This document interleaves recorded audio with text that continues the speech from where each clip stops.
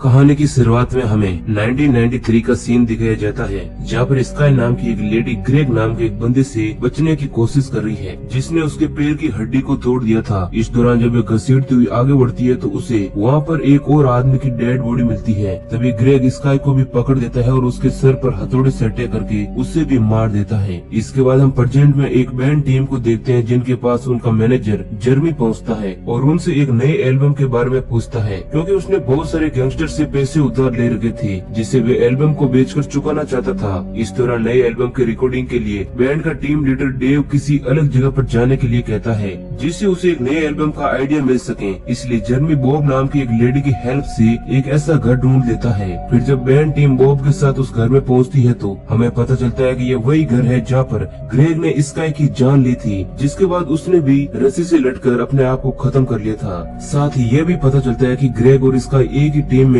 Band member थे और इस घर में डेव और उसके साथियों की तरह ही एल्बम रिकॉर्ड करने के लिए आए थे, लेकिन एल्बम रिकॉर्ड करने से पहले ही पूरी टीम वहीं मारी गई। इस दौरान डेव को उस घर में गूंजने वाली आवाज बहुत ही ज्यादा पसंद आती है, इसलिए वे अपनी टीम के साथ वहीं पर अपना एल्बम रिकॉर्ड करने का फैसला करता है। फिर रिकॉर्डिंग के लिए सारे इक्विपमेंट घर में मूव होने के बाद अगले दिन डेव को घर के बाहर ग्रेग की झलक दिखाई देती है, जो एक पौधे की पत्तियों को काट रहा होता है। लेकिन जैसे ही डेव उसके पास पहुंचता है वह वहां से गायब हो जाता है, जो कि डेव को बहुत ही ज्यादा अजीब लगता है। अब इसके बाद हम क्रूग नाम के एक आदमी को देखते हैं, जो म्यूजिकल इंस्ट्रूमेंट की वायरिंग की कोशिश कर रहा होता है, लेकिन उसे इलेक्ट्रिक शॉक लगने की वजह से वह पूरी तरह से जलकर मारा जाता है। लेकिन इस चीज से डेव का उस घर में एल्बम रिकॉर्ड करने का फैसला और भी ज्यादा मजबूत हो जाता है। इसलिए वे अपने बाकी टीम मेंबर्स को भी मोटिवेट करता है कि अब हम क्रू के लिए अपना एल्बम रिकॉर्ड करेंगे। फिर डेव जो मीट बना रहा होता है तो उसे मीट की जगह पर क्रू का सर दिखाई देता है। अब ये देख वह डर जाता है, तभी उसे फिर से पौधों के पत्तियों को काटने की आवाज सुनाई देती है। इसलिए वह चेक करने के लिए गार्डन में पहुंचता है तो वहाँ पर उसे अपनी पड़ोसन सामंता मिलती है,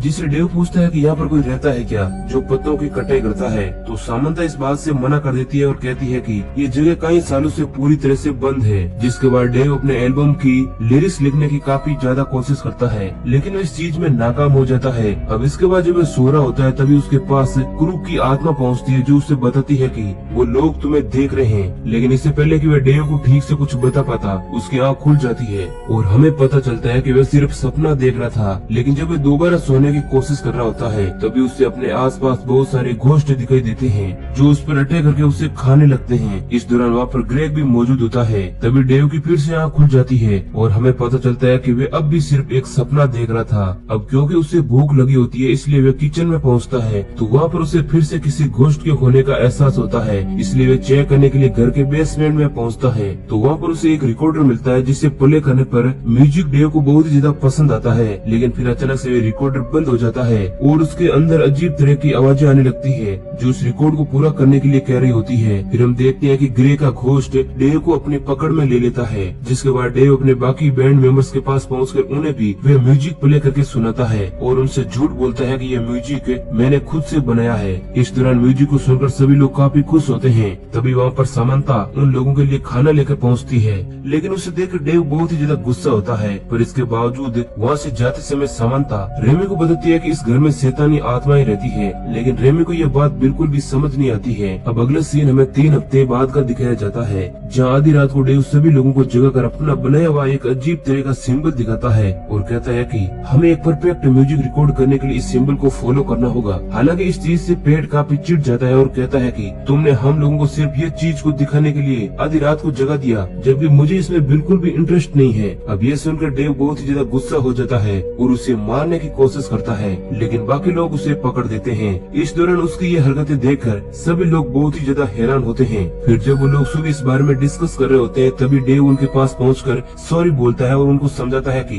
हम जल्दी ही अपने एल्बम को खत्म करके इस घर से वापस चलेंगे। अब ये बात सुनकर बाकी सभी लोग बहुत खुश होते हैं और सभी मिलकर एल्बम की रिकॉर्डिंग स्टार्ट कर देते हैं। इस दौरान वो पूरे 3 घंटे की रिकॉर्डिंग कंप्लीट करते हैं। अब अगले सीन में हम एक डिलीवरी मैन को देखते हैं, जिसे पता होता है कि डेवी इसी घर में रहता है और क्योंकि वह डेव का बहुत ही बड़ा फैन था और साथ ही खुद भी एक बैंड मेंबर था, इसलिए वे खाने के साथ अपना एल्बम भी डेव को दिखाने के लिए ले आया था। लेकिन डेव के पास पहुंचने से पहले ही गार्डन में उसे चारों तरफ से घोस्ट घेर लेते हैं, जिसके बाद एक अनजान आदमी ग्रास कटर से अटैक करके उसकी गर्दन को धड़ से अलग कर देता है। फिर अगले दिन उन सभी लोगों से मिलने के लिए बॉब आती है और डेव से उसके एल्बम के बारे में पूछती है तो वह कहता है कि आज ही हमारा एल्बम खत्म हो जाएगा। जिसके बाद सभी लोग एल्बम की एंडिंग रिकॉर्ड करने लगते हैं, लेकिन डेव एंडिंग को खत्म करने का नाम ही नहीं ले रहा था, बल्कि उसे लंबा करता जा रहा था। जिस चीज से क्रिस बहुत ही ज्यादा गुस्सा हो जाता है और गिटार फेंक कर वहाँ से चला जाता है। और फिर जब वह मीट बना रहा होता है तभी कोई उस पर पीछे से अटैक करके उसके सर को उसे स्टोव में डाल देता है और उस पर लगातार चाकू से अटैक करके उसे वही मार देता है। फिर हम देखते हैं कि उसे मारने वाला कोई और नहीं बल्कि डेव ही है, क्योंकि ग्रे के घोस्ट ने उसे अपने कंट्रोल में ले रखा था। अब अगले सीन में सभी लोगों को डिलीवरी मैन की डेड बॉडी मिलती है, जिसकी कंडीशन बहुत ही ज्यादा खराब थी।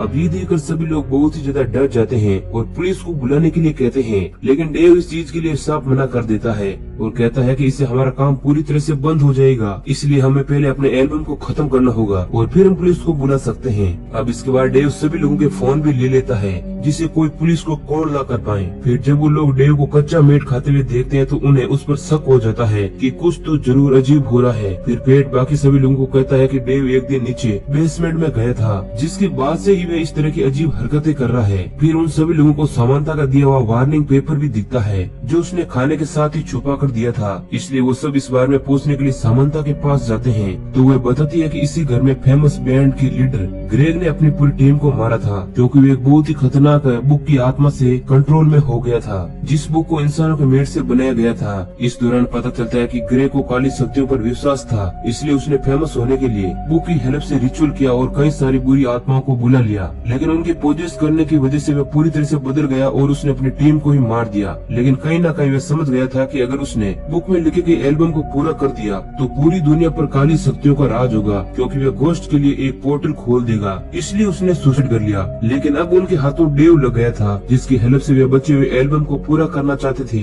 जिससे शैतानी शक्तियां दुनिया पर राज कर सकें। अब ये सब जानने के बाद वे लोग काफी ज्यादा हैरान हो जाते हैं और सामंता से पूछते हैं कि हम उसे कैसे रोक सकते हैं। तो वे बताती है कि ग्रे की आत्मा उस बुक की वजह से पूरी बन चुकी है, क्योंकि उस बुक ने नर्क में कैद घोस्ट को आजाद कर दिया है। जब तक उस बुक में रेकून का खून गिरता रहेगा उन सभी घोस्ट को पावर मिलती रहेगी। इसलिए हमें उस बुक को ढूंढकर एक रिचुअल करने से सभी घोस्ट वापस नरक में चले जाएंगे। इसलिए पेट और नेट उस बुक को ढूंढने के लिए बेसमेंट की तरफ निकल पड़ते हैं। दूसरी तरफ रेमी और समंता एक दूसरे के साथ फिजिकल होने लगते हैं। तभी उनके बेड के नीचे छुपा हुआ डेव उन दोनों पर ही चेनसो से अटैक करके उन्हें मार देता है। इधर पेट और नेट को बेसमेंट में वह बुक भी मिल जाती है, लेकिन बुक को हटाते ही वहाँ पर मरा हुआ रेकुन चिल्लाने लगता है, जिसके बाद घोस्ट पेट और नेट का पीछा करने लगते हैं। हालांकि नेट तो भागने में कामयाब हो जाता है, लेकिन पेट को घोस्ट पकड़ लेते हैं, लेकिन नेट उसे बचा लेता है। जिसके बाद हम टेलर को देखते हैं, जो डेव के पास पहुंचता है। तो वे टेलर को बताता है कि मैंने अपने एल्बम की एंडिंग सोच ली है।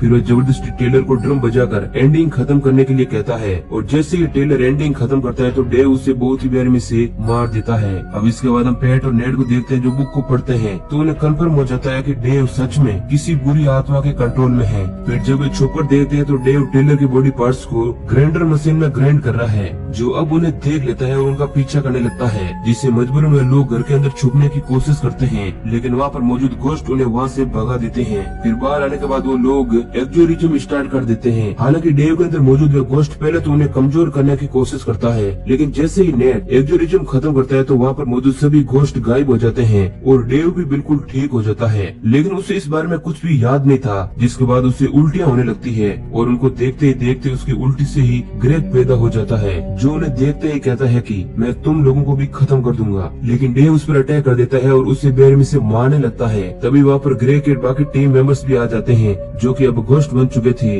जिनमें से एक स्काई भी होती है, और अब वो बुरी शक्तियों से आजाद हो चुके थे। इसलिए वो बुक की हेल्प से ग्रेग के अंदर मौजूद शैतानी शक्तियों को भी निकाल देते हैं। इस दौरान स्काई डेव और उसके साथियों को थैंक यू बोलती है, जिसके बाद वो सभी वहाँ से गायब हो जाते हैं। इस दौरान डेव और उसके साथी भी बुक को वहीं पर छोड़कर चले जाते हैं। फिर डेव के साथी उसे छोड़कर गाड़ी लेने के लिए चले जाते हैं। तभी डेव के पास उसका मैनेजर जर्मी पहुंचता है, जिसकी बातों से हमें पता चलता है कि उसने जानबूझकर डेव और उसके साथियों को वहाँ पर फंसाया था, क्योंकि वह भी डेविल की पूजा करता है और वो चाहता था कि किसी तरह से एल्बम खत्म हो जाए। इसी वजह से जानबूझकर उसने डेव और उसकी टीम को यहाँ पर भेजा। अब ये जानकर डेव बहुत ही ज्यादा गुस्सा होता है और वे दोनों आपस में लड़ने लगते हैं। दूसरी तरफ हम पेट और नेट को देखते हैं, जो अपनी तरफ बॉबी को बढ़ता हुआ देखकर बहुत ही ज्यादा घबरा जाते हैं और जल्दी से गाड़ी स्टार्ट करने की कोशिश करते हैं, क्योंकि वो बिना चाबी चाबी की गाड़ी को स्टार्ट करने की कोशिश कर रहे थे, इसलिए गाड़ी का क्लच बाहर निकलकर नेट की आंखों में घुस जाता है और गाड़ी चलने की वजह से गाड़ी के नीचे मौजूद पेट भी बुरी तरह से मारा जाता है। इसी दौरान गाड़ी से टकराकर बॉब भी घायल हो जाती है। फिर जब नेट उसे देखने के लिए उसके पास पहुंचता है तो बॉब भी उस पर चाकू से अटैक करके उसे वहीं पर मार देती है। फिर हम डेव को देखते हैं जो जर्मी का गला दबाकर उसे मारने की कोशिश करता है। तभी जर्मी उससे कहता है कि मुझे पता है कि तुमने एल्बम खत्म कर दिया है, इसलिए अब तुम पुराने डेविड नहीं रहे, इसलिए समय आ गया है कि तुम अपना सोलो करियर शुरू कर दो।